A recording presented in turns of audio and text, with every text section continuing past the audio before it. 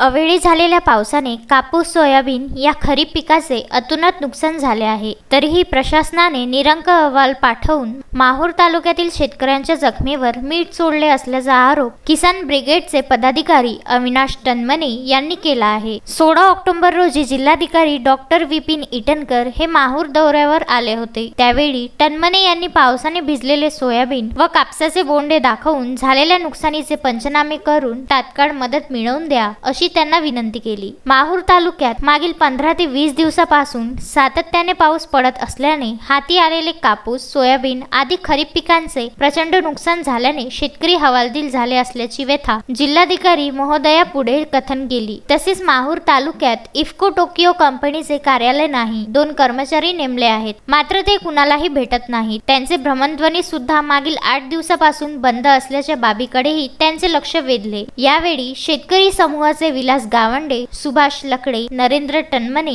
जियाखान पठाण, प्रदीप पतंगे, वसंतराव जाधव, सतीश चौधरी, सुनील वानखेडे, अवधूत जाधव, बालाजी टनमने, शंकर राऊत, किसान युवा क्रांती संघटनेचे मृणाल येऊतकर, प्रमोद सोनकर यांच्यासह अनेक शेतकऱ्यांची उपस्थिती होती। पर्जन्यमानाचा मापदंड न लावता शेतकऱ्यांच्या मालाच्या नुकसानीचा मापदंड लावून शासनाने शेतकऱ्यांना मदत मिळवून द्यावी अशी अविनाश टनमने यांनी प्रतिक्रिया व्यक्त केली आहे।